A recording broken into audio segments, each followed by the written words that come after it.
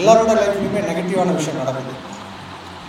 ஆனால் ரொம்ப சில பேர் தான் அந்த நெகட்டிவை வந்து உள்வாங்கி அவங்க பாதிக்கப்படாமல் அதை வந்து ஒரு பாசிட்டிவ் எனர்ஜியாக மாற்றி அதுலேருந்து எஸ்கேப் ஆவாங்க. ரொம்ப சில பேர், அதில் மிகவும் சில பேர் தான் அடுத்த ஜென்ரேஷனுக்கு பாசிட்டிவ் ஒரு வைப் கொடுக்குற மாதிரியும் கைட் பண்ணுற மாதிரியும் தான் லைஃப்பை வந்து அமைச்சிருப்பாங்க. ஸோ இந்த மாதிரி ரொம்ப ஐடியல் கேரக்டர். ஆனால் நான் எப்படி சொல்லுவேன்னா, நான் இந்த என்ன சொல்லுவேன், ஒரு சினிமா வாழ்க்கைன்னு இருக்குல்ல, நான் காலேஜ் முடித்தேன், அதுக்கப்புறம் சினிமா பண்ணிட்டேன், பெருசாக ட்ராவல் பண்ணலை, படிக்கிறது தான், படம் பார்க்குறேன். பட் இந்த வாழ்க்கைக்குள்ளேயே நான் நிறைய பேரை அப்படி பார்த்துருக்கேன். ரொம்ப நெகட்டிவாக அவங்களுக்கு நடந்திருக்கோம். பட் மிக தைரியமாக, ரொம்ப என்ன சொல்லுங்க, ஒரு சோல்ஃபுல்லாக அவங்க வந்து அந்த நெகட்டிவை மாற்றி அதை வந்து பாசிட்டிவாக ஸ்ப்ரெட் பண்ணிகிட்டு இருப்பாங்க. அப்படிப்பட்ட ஒரு கேரக்டரை, அந்த கோச் கேரக்டரை மாற்றினாங்கல்ல, அது ஒரு அமேசிங் அப்ரோச். இந்த படம் இப்போ கமர்ஷியலாக பெரிய ஹிட்டு. நீங்கள் இமேஜின் பண்ணி பாருங்கள், இதே கதை, இதே ஐடியாலஜி, இதே கதை வேறு ஒரு பேக்ட்ராப்பில், ஒரு ஃபேக்ட்ரிலேயோ இல்லை வந்து வேறு ஒரு இடத்துல அப்படி இருந்துச்சுன்னா இதே ஐடியாலஜியை இன்னும் பவர்ஃபுல்லாக கூட சொல்லியிருக்கலாம். பட் இவ்வளோ என்டர்டெய்னிங்காக என்கேஜிங்காக சொல்லியிருக்க முடியுமான்னு எனக்கு தெரியல. ஸோ ஒரு ஸ்கிரிப்ட்லேயுமே அந்த அப்ரோச் இருக்கணும். வெறும் ஸ்போர்ட்ஸை மட்டும் இல்லாமல் எல்லோரும் கேட்பாங்க, என்ன படம் பண்ணுறாங்க, பூஸ்டர் பண்ணுறேன், என்ன மாதிரி கதை அப்படின்னா, என்ன டிஃப்ரென்ஸு இருக்குது, பாலிடிக்ஸ்னு ஒன்று இருக்குது. அந்த பாலிடிக்ஸை வந்து இந்த கதையில் இந்த பேக்ட்ராப்பில் சொல்கிறதுக்குள்ள அது ரொம்ப முக்கியமாக படுது. ஸோ ஒரு ஸ்டூடெண்ட் ஆஃப் சினிமாவாக நம்ம இந்த படத்தை அப்ரோச் பண்ணால் இந்த படத்துலேருந்து என்ன கற்றுக்கலாம் அப்படின்னா, எனக்கு ரொம்ப முக்கியமாக இருக்கிறது வந்து ஒரு ஸ்போர்ட்ஸ் பேக்ட்ராப்பில் இந்த பாலிடிக்ஸை இது பண்ணது இருக்குல்ல, எக்ஸ்ப்ளோர் பண்ணது இருக்குல்ல, அது ரொம்ப முக்கியம். இன்னும் நிறைய விஷயங்கள் இருக்குது. நீங்கள் கேட்க அது பதில் பேசலாம். ரொம்ப நன்றி. எல்லாருக்கும் வணக்கம். இங்கே இருக்கிற படைப்பாளிகள், ஃப்யூச்சர் ரைட்டர்ஸ், டைரக்டர்ஸ், ஆக்டர்ஸ் எல்லாருக்குமே வணக்கம். உண்மையை சொல்லணும்னா இது என்னோடய ஃபஸ்ட்டுங்க. இந்த மாதிரி ஒரு மீட்டிங் தான் என்னோடய ஃபஸ்ட்டு. ஒரு செமிஸ்டரில் உட்காந்துருக்கேன். செமிஸ்டர்லேயே நம்ம வந்து படிச்சுட்டு போயிடுவோம். படிச்சுட்டு போய் அங்கே ரொம்ப நேரம் அந்த எக்ஸாம் பேப்பர் கொடுக்குற வரைக்கும் நம்ம வந்து ஒரு சின்ன டென்ஷன் இருந்துக்கிட்டே இருக்கும். இங்கே படிக்க மாட்டேன், என்ன நடக்க போகுது, யார்கிட்ட என்ன பேச போகிறோம், என்ன கேட்க போகிறாங்க, எதுவுமே தெரியல. ஸோ ஏதோ எனக்கு முன்னாடி பேசினதை வச்சு நான் கொஞ்சம் கற்றுக்கிட்டேன். கண்டிப்பாக ப்ளூ ஸ்டார் வந்து எனக்கு முதல்ல உங்களுக்கும் உங்களை மாதிரி இருக்கிற எல்லா ஆடியன்ஸ்க்கும் ரொம்ப நன்றி. ஏன்னா எனக்கு என்னோடய வாழ்க்கையில் வந்து என்னோடய முதல் சக்ஸஸை வந்து நீங்கள் கொடுத்துருக்கீங்க த்ரூ ப்ளூ ஸ்டார். நான் சக்ஸஸ் மீட்லேயே சொன்ன மாதிரி வந்து ப்ளூ ஸ்டார் எனக்கு நிறைய பரிசுகள் கொடுத்தது. மிக முக்கியமான பரிசு என்னென்னா வந்து எங்கள் அப்பா அம்மா முகத்தில் வந்து ஒரு சந்தோஷத்தை பார்த்தேன். ரொம்ப வருஷம் அவங்களுக்கு ஒரு ஏக்கம் இருந்துச்சு. எங்கள் அப்பா அம்மா வந்து தன் பையன் நல்லா வரணும் அப்படின்னு தான் நினைப்பாங்க. ஸோ நான் ரொம்ப வருஷம் என்னோடய போராட்டங்களை பார்த்து ஒரு பெரிய ஒரு வருத்தம் இருந்துச்சு, ஏக்கம் இருந்துச்சு. இன்றைக்கி ப்ளூ ஸ்டார் வந்து அதை மாற்றி விடுறதுன்னு எனக்கு ரொம்ப சந்தோஷமாக இருந்துச்சு. அண்ட் அகெயின் நான் லான்ச் ஆகி இன்றைக்கி வரைக்கும் ஒரு தியேட்ரிக்கலாக எனக்கு வந்து ஒரு சக்ஸஸ் இல்லாமல் இருந்தது வந்து ப்ளூ ஸ்டார் எனக்கு கொடுத்தது. இது எல்லாத்தையும் தாண்டி ப்ளூ ஸ்டார் எனக்கு நிறைய விஷயங்கள் கற்றுக் கொடுத்தது. சினிமாவை பற்றி நம்ம என்ன மாதிரி கதாபாத்திரங்கள் எடுக்கணும், என்ன மாதிரி கதைக்களத்தில் நடிக்கணும் அப்படிங்கிற இந்த மாதிரி ஒரு நிறைய விஷயங்கள் கற்றுக் கொடுத்துச்சு. நான் இன்னும் நீங்கள் கேள்விகள் கேட்கும் போது நான் நிறைய அந்த கதாபாத்திரத்தை பற்றி எக்ஸ்பிளைன் பண்ணுறேன். பட் முக்கியமாக அஃப்கோர்ஸ் என்னோட ப்ரொடியூசர்ஸ் அண்ட் ரஞ்சித்னாக்கு ஒரு பெரிய நன்றி. அதை தாண்டி இங்கே தமிழ் பிரபாகரன் அண்ட் டைரக்டர் ஜெயக்குமார், இவங்களுக்கு நான் பெரிய நன்றி. நான் எங்கே போனாலும் நான் சொல்லிக்கிட்டே இருக்கேன். பிகாஸ் இருக்கிற கஷ்டமான வேலையை அவங்க பண்ணிட்டாங்க. ஒரு படத்தை வந்து எழுதுறது, அது அவ்வளோ பியூட்டிஃபுல்லாக அந்த ரைட்டிங்கை கொண்டு வந்தாங்க. இருக்கிறதுல ஈஸியான ஒரு விஷயம் அந்த ரைட்டிங் அப்படியே டெலிவர் பண்ணுறது தான். ஃபார் எனி ஆக்டர் ஒரு ரைட்டிங் நல்லா இருந்துச்சுன்னா அவங்களுக்கு வேலை ரொம்ப ஈஸியாகிடும். ஏன்னா அவங்க எதுவுமே யோசித்து புதுசாக பண்ணணும்னு அவசியம் இல்லை. அந்த எழுத்தில் என்ன இருக்கோ அதை அப்படியே டெலிவர் பண்ணிட்டா போதும். அதுதான் இவங்க ரெண்டு பேருமே எனக்கு பண்ணி கொடுத்தாங்க. அண்ட் இன்னைக்கு யுனானிமஸாக எனக்கு என்னோட லைஃப்பில் ஃபர்ஸ்ட் டைம் ஒரு ஆடியன்ஸாக இருக்கட்டும், இல்லை ப்ரெஸ் ரிவ்யூஸ் எதுவாக இருக்கட்டும், எல்லாருமே வந்து படத்தை பற்றி ஒரு குறையோ இல்லை என்னோட கதாபாத்திரம் என்னோட நடிப்பு பற்றி ஒரு குறையோ யாருமே சொல்லவே இல்லை. அதோட ஃபுல் கிரெடிட்ஸ் வந்து நான் இவங்க ரெண்டு பேருக்கு தான் நான் கொடுப்பேன். எழுதின அவங்க ரெண்டு பேருக்குமே ப்ளஸ் டைரக்ட் பண்ண ஜெயக்குமார் அவருக்கு. So thank you brother. நான் இது எங்கே போனாலும் கண்டிப்பாக நான் சொல்லிக்கிட்டே இருப்பேன். அண்ட் இது இவ்வளோ அழகாக ரிசீவ் பண்ண மக்கள் உங்கள் எல்லாருக்குமே ரொம்ப நன்றி. எனக்கு ராஜேஷ் அப்படிங்கிற கதாபாத்திரம் வந்து நான் ஏன் ரொம்ப விரும்பி பண்ணேன்னா, நீங்கள் ஒருவேளை எனக்கு வந்து ஜெய் பிரதர் வந்து ஃபஸ்ட்டு எனக்கு ஒரு ஆப்ஷன் கொடுத்துருந்தா கூட நான் மேபி நான் ராஜேஷ் தான் எடுத்திருப்பேன். பிகாஸ் என்னை பொறுத்த வரைக்கும் வந்து இந்த ராஜேஷ் அப்படிங்கிற கதாபாத்திரம் வந்து நம்ம சொசைட்டி இருக்கிற எல்லாருக்குள்ளேயும் இருக்குது. எல்லாருமே ஒரு ராஜேஷாக தான் இருக்காங்க. ரஞ்சித்துங்க அப்படிங்கிற கதாபாத்திரம் வந்து ரொம்ப ரேர். ஒரு இன்னும் ஆரம்பத்துலேருந்தே வந்து ஒரு நேர்கோணலாம் நம்ம கரெக்டு, நம்ம பர்ஃபெக்ட்டு, எது சரி எது தப்புன்னு தெரிஞ்சு போகிற ஒரு கதாபாத்திரம் வந்து ரொம்ப ரேர் நம்ம சொசைட்டியில். பட் ஆனால் இந்த ராஜேஷ் அப்படிங்கிற கதாபாத்திரத்தில் வந்து ஒரு நெகட்டிவ் ஷேட் ஒன்று ஆரம்பிக்கிறது பாருங்களேன்.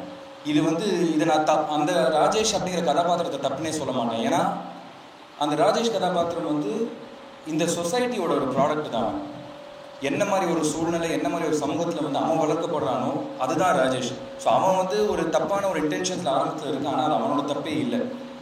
பட் ஆனால் ஏன் ராஜேஷ் கதாபாத்திரம் வந்து அவ்வளோ அழகாக எனக்கு கனெக்ட் ஆச்சுன்னா, எல்லாருக்குள்ளேயும் ஒரு நெகட்டிவ் ஷேட் வந்து வாழ்க்கையை வந்து அவனுக்கு ஒரு இடத்துல மண்டையில் தட்டி ஒரு விஷயம் கற்றுக் கொடுக்கும். அவனோட சூழ்நிலைகள் எல்லாமே மாறி அவனுக்கு வந்து மண்டையில் தட்டி ஒரு விஷயம் சொல்லணும், நீ இது இல்லைடா, வாழ்க்கைங்கிறது இதுதான், சமம் அப்படிங்கிறது இதுதான், ஈக்குவாலிட்டிங்கிறது தான் ஒரு இடத்துல கற்றுக் கொடுக்கும். ஸோ அது வந்து எல்லாருக்குமே லைஃப்பில் வந்து ஒரு சுச்சுவேஷனில் மாறும். எனக்கு பர்சனலாக நான் நிறைய அதை கற்றுக்கிட்டேன். ஏன்னா ரொம்ப ரொம்ப ஆனஸ்ட்டாக சொல்லணும்னா, நான் வந்து எனக்கு வாய்ப்பு ஈஸியாக கிடச்சிது. இன்னாரோட பையன் அப்படிங்கிறப்போ வந்து எனக்கு அந்த ஒரு வாய்ப்பு கிடச்சிது. பட் அதுக்கப்புறம் அந்த வெற்றி அப்படிங்கிறது வந்து அந்த பேருனால எனக்கு வரல, எனக்கான அந்த ஒரு போராட்டம் இருந்துச்சு. ஸோ ஆரம்பத்தில் ஒரு வாய்ப்பு கிடைச்சப்போ வந்து அந்த ராஜேஷ் கதாபாத்திரம் மாதிரி தான் இருந்தேன். நம்ம பண்ணுறது கரெக்டு, நம்ம பண்ணுறது தான் பெஸ்ட்டு அப்படின்னு. ஆனால் யூனிவர்ஸ், இந்த பிரபஞ்சம் வந்து நீ அப்படி இல்லைப்பா, உனக்கு இன்னும் நான் நிறைய கற்றுக்க வேண்டியிருக்கு அப்படின்னு சொல்லிட்டு என்னை மண்டையில் நிறைய வாட்டி தட்டி தட்டி உட்கார வச்சுது. அந்த டிரான்ஸ்ஃபர்மேஷன் எனக்கு ஒரு பாயிண்ட்டுக்கு மேலே தான் நடந்துச்சு. அதனால தான் அந்த ராஜேஷ் கதாபாத்திரத்தோடு நான் கனெக்ட் பண்ணேன். ஸோ அதனால தான் எனக்கு பர்சனலாக வந்து நான் ஆரம்பத்தில் கேட்டிருந்தாக்க அந்த ராஜேஷ் கதாபாத்திரம் எடுப்பேன். இன்னொன்று, இந்த ராஜேஷ் கதாபாத்திரம் ஏன் முக்கியம் அப்படின்னு நான் ஃபீல் பண்ணுறேன்னா, நான் சொன்ன மாதிரி இந்த சொசைட்டியில் நிறைய ராஜேஷ் இருக்காங்க. இந்த ப்ளூ ஸ்டாரில் எப்படி இந்த ராஜேஷ்கிற கதாபாத்திரம் வந்து அந்த நெகட்டிவ்லேருந்து பாசிட்டிவாக மாறுறாரோ, எனக்கு ஒரு வாய்ப்பு கொடுத்தாங்க. அந்த ராஜேஷ் மாதிரி இந்த சொசைட்டிக்கு வந்து ஒரு எக்ஸாம்பிள் செட் பண்ணேன். நிறைய ராஜேஷ் இந்த மாதிரி வந்து இந்த சொசைட்டியில் மாறினா தான் அந்த ஈக்குவாலிட்டிக்கிற ஒரு விஷயமே நம்மளால் கொண்டு வர முடியும். ஸோ அந்த வாய்ப்பு, அந்த எக்ஸாம்பிள் செட் பண்ண எனக்கு கொடுத்த ஒரு வாய்ப்புக்கு ரொம்ப நன்றி. ப்ளூ ஸ்டார் படத்தில் நடித்தது எனக்கு ரொம்ப ரொம்ப சந்தோஷம். என்ன சொன்ன மாதிரி நிறைய காரணங்கள் இருந்துச்சு. இன்னும் நிறைய பேர் பேச வேண்டியிருக்காங்க. ஸோ அடுத்த இன்ட்ராக்டிவ் செஷனில் என்ன பேசணுமோ நம்ம பேசலாம். ரொம்ப நன்றி. ப்ளூ ஸ்டார் திரைப்படத்தில் பார்த்த எல்லோருக்கும் சர்ப்ரைஸ் எலமெண்ட்டாக வெகு மக்களை கவர்ந்த ஷாம் கதாபாத்திரத்தை யதார்த்தமாக வெளிப்படுத்திய கவிஞர் ஷாம் என்கிற பிருத்திவி.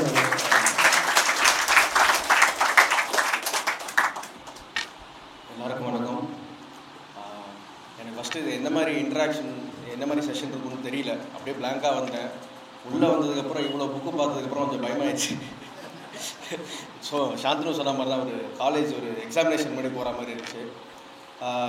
இங்கே எல்லாருமே இவ்வளோ க்ரியேட்டிவ்ஸ் பார்க்கும்போது ரொம்ப சந்தோஷமாக இருக்குது. ஏன்னா எங்கள் அப்பா ஒரு வாட்டியும் சொல்லுவார், முதல் படம் கன்னிராசி டைரக்ட் பண்ணார், அதுக்கப்புறம் ஆண் பாவம் ஒரு ஆக்டராக எக்ஸ்ப்ளோர் ஆனார். எல்லாரும் நடிகர் தான் சொன்னாங்க. ஆனால் இன்னி வரைக்குமே எங்கள் அப்பா சொன்னது, நடிக்கிறதோட ஒரு கேரக்டர், ஒரு கிரியேட்டராக இருக்கிறதோட சந்தோஷம் எதுக்குமே ஈடு கொடுக்க முடியாது அப்படின்னு சொல்லுவார். எப்போவுமே எனக்கு கிரியேட்டர்ஸ் மேலே, ரைட்டர்ஸ் மேலே ஒரு பெரிய மரியாதை உண்டு. ப்ளூ ஸ்டாருக்கு வருவோம். இந்த பிருத்வியை வந்து இப்போ வந்து கவிஞர் சாமா மாக்கிய ஜெய் சார், தமிழ் பிரபானாக ஒரு பெரிய நன்றி. ஏன்னா தேட்டரில் இப்போ ஒரு வாட்டியும் அந்த நாங்கள் இன்டர்வல் அப்போ போகிறோம், தேட்டர் முடிஞ்சதுக்கப்புறம் போகிறோம், ஃபஸ்ட்டு வார்த்தையும் அவங்க சொல்கிறது கவிதை சொல்லுங்கள் அப்படின்றாங்க. அந்த கவிதை நான் சொன்ன மாதிரியே அவங்களுக்கு விஷுவலைஸ் ஆயிடுச்சு. அவ்வளோ பவர்ஃபுல்லாக ரைட்டிங் இருந்திருக்கு. ஒரு இடத்துல அந்த பொண்ணு சொல்லுவாங்க, எத்தனை பேருக்கு தெரியும் நீ நவம்பர் பூத்த டிசம்பர் பூ அப்படின்ட்டு. இத்தனைக்கு நான் அந்த டயலாக் சொல்லவே இல்லை. அந்த பொண்ணு சொல்கிறது நான் சொல்கிற மாதிரி ஆடியன்ஸ்க்கு அவ்வளோ ரிசீவ் ஆகிருக்கு. ஸோ அவ்வளோ ரைட்டிங் எவ்வளோ முக்கியன்றது இந்த படம் மூலிமா எல்லாருக்குமே ஒரு எடுத்துக்காட்டு. ஏன்னா நாங்கள் என்ன தான் பர்ஃபார்ம் பண்ணி ஜனங்க எங்களை பார்த்தாலுமே ரைட்டிங்கில் இருந்தால் தான் எங்களை எக்ஸ்ப்ளோர் பண்ண முடிஞ்சுது. So thank you so much. நிறைய பேர் இருக்கீங்க, நிறைய பேர் மேடையிலையும் பேசுகிறதுக்கு வெயிட் பண்ணுறாங்க. ஏதாவது கொஸ்டின்ஸ் இருந்தால் இன்டராக்ட் பண்ணலாம். Thank you for making Blue Star ஒரு மிகப்பெரிய வெற்றி படமாக்கியதுக்கு நன்றி. Thank you Jai sir, thank you Ranjith sir, Selva sir, எல்லாருக்குமே பெரிய நன்றி. காஸ்டியூம் டிசைனர் ஏகாம்பரம் சாருக்கும் ஒரு பெரிய நன்றி. ஏன்னா எங்களை பார்க்குறது நாங்கள் பண்ணுற எமோஷன்ஸ் ஆக்டிங் மட்டுமே இல்லை, நாங்கள் எப்படி இருக்கோன்ற பார்க்குறது வந்து ப்ரில்லியண்ட்டாக பண்ணியிருக்காரு காஸ்டியூம்ஸில். கூகை வந்து நான் ஃபஸ்ட்டு ஸ்டார்ட் பண்ணுறது வந்து இருக்குன்னு நினைக்கிறேன். எனக்கு தெரிஞ்சு இந்த கபோர்ட்லாம் அடிக்கிறப்பலேருந்தே நான் இங்கே தான் இருந்தேன். ஒரு 2-3 நாள் படுத்து தூங்கி கூட இருக்கேன். நான் எனக்கு ரொம்ப பிடிச்ச ஒரு இடம் இது. நிறைய மீட்டிங் நானுமே இங்கே வந்து பார்த்துருக்கேன் ஒரு 2-3 ஃபஸ்ட்டில். அதுக்கப்புறம் இங்கே வர்றதில்லை. நான் முதல்ல இந்த கதை எழுதுறது நான் லைட்டாக சின்னதாக சில விஷயங்கள் சொல்லிடுறேன் நான். அதுக்கப்புறம் நம்ம பேசுகிறப்போ அதை பற்றி கொஞ்சம் நீங்கள் எதாவது கேட்டிங்கன்னா அதுலேருந்து நான் ஷேர் பண்ணுறேன். புக்ஸ்லேருந்து தான் ஃபஸ்ட்டு கதை வந்து அவர் சொன்ன மாதிரி ரொம்ப நெருக்கமாக என் லைஃப்குள்ளே இருந்துச்சு அந்த கதை. அந்த லேண்ட்ஸ்கேப்பை நான் பயங்கரமாக விரும்புகிறேன். நான் இந்த படம் இல்லை, நான் எந்த படம் பண்ணாலுமே நான் எந்த ஊருக்கு போய் படம் எந்த கதை காலத்தை தேர்ந்தெடுக்கணும் அதை வந்து மேக்ஸிமம் ஸ்டடி பண்ணலாம் அப்படின்னு ஆசைப்படுவேன். ஏன்னா அந்த லேண்ட்ஸ்கேப், அதோட மொழி, அதோட மக்கள், இது மாதிரி அதோட பிரச்சனைகள், இது மாதிரியான விஷயங்களை ஸ்டடி பண்ணிவிட்டு அதுக்கப்புறம் அது கதைக்குள்ளே போகலான்னு. இது அரக்கோணம் வந்து என் ஊர், அது நான் வாழ்ந்த வாழ்க்கை, அது மொத்தமே நான் பார்த்து தான். அந்த மக்கள் எல்லாருமே நான் பார்த்த ஒரு மக்கள். அதுக்கப்புறம் என்னென்னா இந்த புத்தகம் படிக்கிறது நான் கொஞ்சம் புக்கு படிப்பேன். நிறையெல்லாம் கிடையாது, அதில் கொஞ்சம் புக்ஸ் இருக்குது. அதில் முக்கியமாக ஒரு தலை புக்கு வந்து வேட்டை வந்து எனக்கு ரொம்ப பிடிச்ச நாவல். நான் எல்லாரையும் சொல்லுவேன். சார்பட பண்ணுறப்பே நான் கேட்டுட்டேன் அவராண்ட, நம்ம 2 பேரும் சேர்ந்து ஒர்க் பண்ணலாம். ஏன்னா அது என் லைஃப்குள்ளே ஏன்னா சிந்தாதிரிப்பேட்டையாக இருக்கும், ஆனால் என் அரக்கோணத்தில் நான் வாழ்ந்த வாழ்க்கை மாதிரியே இருக்கும், நிறைய ரிசம்பிளாக இருக்கும். ஸோ நான் எழுதி முடிச்சுட்டு எல்லாம் கம்மிட் ஆனதுக்கப்புறம் தான் கேட்டேன், வாங்க ஒர்க் பண்ணலாம். அவங்க சொன்னாங்க அந்த கதையை வச்சு போயிடலாம் அப்படின்னாங்க, ஷூட்டிங் ரெடி எனக்கு போயிடலான்னே சொன்னாங்க. நான் தான் வந்து அவர் கூட ஒர்க் பண்ணோம் அப்படின்ட்டு நான் திரும்ப போய் பேசி அவர் கூட ஒர்க் பண்ணேன். அது அவர் கூட ஒர்க் பண்ணதுக்கப்புறம் அது இன்னும் வேறு ஒரு சுவாரஸ்யமாக மாறிச்சு. நாங்கள் இந்த கதையை வேறு டைரெக்ஷன்லாம் எடுத்துன்னு போகிறதுக்கெல்லாம் ட்ரை பண்ணோம். ஆனால் விடாப்படியாக அது வந்து இதுக்குள்ளே போகக்கூடாது அப்படின்ட்டு சில விஷயங்கள் நாங்கள் முடிவு பண்ணி அதுக்குள்ளே ஒர்க் பண்ணோம். அவர் வந்ததுக்கப்புறம் பயங்கர இன்ட்ரெஸ்டிங்காக மாறிச்சு. ஏன் ஒரு திரைக்கதைக்கு ஒரு கதாசிரியர் வேணும் அப்படின்றது வந்து உண்மையாகவே அவர் கூட ஒர்க் பண்ணுறப்போ எனக்கு நிறைய எக்ஸ்பீரியன்ஸு. சின்ன விஷயங்களை அழகாக நம்மளுக்கு டக்குன்னு எழுதி கொடுத்துருவார். சூப்பராக இருக்கும் அவர் கூட ஒர்க் பண்ணுறது, பயங்கர இன்ட்ரெஸ்ட்டாக இருக்கும். எனக்கு தெரியல, நான் ஃபஸ்ட் டைமே இவ்வளோ பெரிய ஒரு எழுத்தாளர் கூட ஒர்க் பண்ணது வந்து எனக்கு பயங்கர உண்மையாகவே சந்தோஷமான விஷயம் அது. ஏன்னா அவர் நாவல் எனக்கு அவ்வளோ பிடிச்ச நாவல். நிறைய விஷயம் இருக்குது. நான் சிந்தாதிரிப்பேட்டில் போய் சுற்றின்லாம் இருந்திருக்கேன். அந்த நாவலை ஃபஸ்ட்டு 2-3 வாட்டி படிச்சிருக்கேன். நான் என் அசிஸ்டன்ட் டைரக்டருக்கு எல்லாருக்குமே அதான் கொடுப்பேன், நீங்கள் அது ஒரு வாட்டி படிச்சிருங்க அப்படின்னு சொல்லுவேன் நான். அது மாதிரி கொஞ்சம் நாவல்ஸ்லாம் இருக்குது எனக்கு பிடிச்ச நாவல்ஸ். அதுக்கப்புறம் வந்து நான் காலேஜ் ஆஃப் ஆர்ட்ஸ் இருந்ததால் எனக்கு ஒரு மாதிரி வரைகிறது ரொம்ப பிடிக்கும். பெரிய நல்ல ஆர்டிஸ்ட் இல்லைனாலும் வரைவேன் நான் ஓரளவுக்கு. அப்படி தான் ஏகன் இருக்கான், ரகு இருக்கான். நாங்கள் முன்னாடியே வந்து இதை வந்து டிசைன் பண்ணோம். சம்பத் இருக்கான், சம்பத்தை வச்சு தான் நான் வந்து கேரக்டர் டிசைன் பண்ணேன். எல்லா கேரக்டரும் எப்படி இருக்கணும் அப்படின்ட்டு வரைஞ்சிட்டோம். முன்னாடியே வரைஞ்சி ஒரு மாதிரி ரெடி பண்ணேன். அதே மாதிரி மேட்சுக்கெல்லாம் நான் ஆல்மோஸ்ட் ஸ்டோரி போர்ட் பண்ணிட்டேன். எல்லா மேட்சுக்குமே ஸ்டோரி போர்ட் பண்ணி வச்சுட்டேன். அப்புறம் அந்த கேரக்டர் டிசைனில் அவ்வளோ இம்பார்ட்டண்ட்டாக ஒர்க் பண்ணோம் நான். அதுமாரி இருந்துச்சு. அதுக்கப்புறம் நடித்த நடிகர்கள் Rajesh brother, Ranjith, Sam brother, அப்புறம் அண்ணன் பக்சன், இவங்க எல்லாரும் என்னை நம்பி வந்து ஒர்க் பண்ணாங்க. அவங்க ரொம்ப சூப்பராக, அவங்களோட எதுவுமே ரொம்ப முக்கியமான ஒரு பாட்டு தான். எழுதுனதுக்கப்புறம் எடுக்கிறதுமே ரொம்ப கொஞ்சம் டஃப்பான விஷயம் தான். அது நம்ம அந்த பேப்பரில் இருக்கிறதே நம்ம திரைப்படமாக மாற்றுறப்பவுமே நம்மளுக்கு நிறைய சவால்கள் இருக்கும். அதுவுமே முக்கியமான ஒரு இந்த இடத்துல பேசலாம்னு நினைக்கிறேன். அது ஏன்னா அது பேச வேண்டிய ஒரு விஷயம் தான் அது. அந்த இடத்துக்கு இன்னுமே கொஞ்சம் கஷ்டப்படணும். தமிழ் வரல, கேமராமேன், அப்புறம் எடிட்டர் வந்து ஸ்பாட் எடிட் கொடுத்துருவார். கோபி இருப்பான்னு நினைக்கிறேன் கூட. அவங்க தான் ஃபஸ்ட்டு படத்தை பார்த்து நம்பி ஓகே நீங்கள் கரெக்டாக அந்த டைம்லேயே நாங்கள் டிஸ்கஸ் பண்ணுறோம். ஒரு நாள் ஷூட் முடிச்சதுமே அதை எல்லாத்தையும் எடிட் பண்ணி பார்த்துருவோம். ஒரு ஷார்ட்டுமே பார்த்து இது ஒர்க் அவுட் ஆகுதா இல்லையா, இல்லை மறுபடியும் எடுக்குமா. சில சீன்ஸ் திரும்ப எடுத்திருக்கு. நான் 3 நாள் எடுத்துன்னு நினைக்கிறேன். எந்த சீன்னா இந்த கோபாலன் வந்து திட்டுவார் இல்லைன்னா, அதான் கோபாலன் வந்து கிரவுண்டை இது பண்ண அது 3 நாள் எடுத்துன்னு நினைக்கிறேன். என்ன தான் அப்படின்னு கேட்பார், அண்ணன் தான் கேட்பார், என்னப்பா அப்படின்னு. நான் ஒரு வாட்டி ட்ரை பண்ணலாம்ண்ணா அப்படின்னு. ஆனால் எதுவுமே சொல்ல மாட்டார். திரும்ப அதை ஒர்க் பண்ணுவோம் நாங்கள். அது அவ்வளோ நாள் எடுக்க வேண்டியதாகிடுச்சு. அது மாதிரி அப்புறம் வேறு என்ன, வேறு எதை பற்றி பேசுகிறேன், மியூசிக். மியூசிக் கோவிந்த் வசந்தா அவரோட அதுமே வந்து ஒரு வேற ஒரு டைமென்ஷன் தான் எனக்கு சுத்தமாக. சில இடம்லாம் போராக இருந்த மாதிரி நிறைய பேர் ஃபீல் பண்ணப்போ அது வந்து மியூசிக்கில் வந்து வேற ஒரு இடத்துக்கு போயிடுச்சு. அது சூப்பராக பண்ணார். மியூசிக் வந்து அவ்வளோ இன்ட்ரெஸ்டிங்காக ஒர்க் பண்ணி கொடுத்தாரு. அப்புறம் சவுண்டு சுரேன் வந்து சின்னதாக நான் இந்த இடத்துல மிஸ் பண்ணதெல்லாம் அந்த லேண்ட்ஸ்கேப்பில் மிஸ் பண்ணேன். அந்த ஹெலிகாப்டர் போகிற சவுண்ட் ஆகட்டும், குட்டியாக அந்த சாமி பாட்டு ஆகட்டும், இது மாதிரி நிறைய விஷயங்களை வந்து அவன் அதோட பேக் லேயரில் ஒர்க் பண்ணான். அது நல்லா இருந்துச்சு. அப்புறம் எடிட்டிங் செல்வா சொல்லவே வேணாம். செல்வா வந்து என்னோட டாக்குமெண்ட்லேருந்து ஒர்க் பண்ணுறாரு. அவர் எனக்கு ரொம்ப க்ளோஸான ஃப்ரெண்டு. எனக்கு ஃபஸ்ட்டு நம்பிக்கை கொடுத்த ஒரு ஆள். எனக்கு திரும்ப நான் செல்வாவை சொல்லிகிட்டே தான் இருக்கணும் எனக்கு. ஏன்னா அது லாஸ்ட்டு எப்படின்னா நாளைக்கு ஒரு 3 நாளுக்கு முன்னாடி ரிலீஸ் ஆகும் போது அப்போது ஒரு கட்டு கொடுக்குறாரு. அந்த ஃப்ரண்ட்டில் இன்ட்ரடக்ஷன் இருக்குல்ல, இப்படி ஒன்று பண்ணலாமா அப்படின்றாரு. அது வந்து கடைசி வரைக்கும் ஒர்க் பண்ணிகிட்டே இருந்தார் அவர். அதனால் போய் நிறைய பிரச்சனைகள்லாம் வந்துச்சு எங்களுக்கு வச்சுங்களேன். அதெல்லாம் தாண்டி கடைசி வரைக்கும் ஒரு வேற ஒரு கிராஃப்டாக அவர் மாற்றினார். ரொம்ப சந்தோஷமாக இருந்துச்சு அது. வேற என்ன பேசுறதுன்னு தெரியல எனக்கு. நீங்கள் ஏதாவது கேட்டிங்கன்னா அதில் வந்து கருப்பு திரை, கதை டு திரைக்கதை, மேதைகளின் குரல், மாத திரையுலகு, நீலம் பூக்கும் திருமணம், ஒளி வித்தகர்கள், புத்தகங்களின் எழுத்தாளர், திரைக்கதை குறித்து நுட்பமான தனது அணுகுமுறையை கட்டுரையாக தொகுத்தவர், ஃபிலிம் அப்ரிசியேஷன் என பன்முகம் தளத்தில் இயங்கி வரும் எழுத்தாளர், திரைக்கதை ஆசிரியர் ஜா தீபா அவர்களை பேச அன்புடன் அழைக்கிறோம். அப்போ எனக்கு ஒரு தாட் இருந்தது, ஏன் எல்லாத்தையுமே நம்ம ஒரு லவ் ட்ராக் வந்து சேர்ற மாதிரியும் புரியுற மாதிரியும் காட்டணும். நம்ம வாழ்க்கையில் எல்லா இடத்துலையும் ஒரு பெண் வந்துருப்பாங்க. நம்ம லைஃப் டைம் ஒரு காலேஜ் டைம்லையோ ஸ்கூல் டைம்லையோ அவங்க கூட ஒரு நல்ல ரிலேஷன்ஷிப் இருந்திருப்பான். அதை லவ்னு நம்மளால எக்ஸ்பெக்ட் பண்ணிக்க முடியாது. அவனும் சொல்லியிருந்தாலும் அவனும் சொல்லியிருந்தாங்க.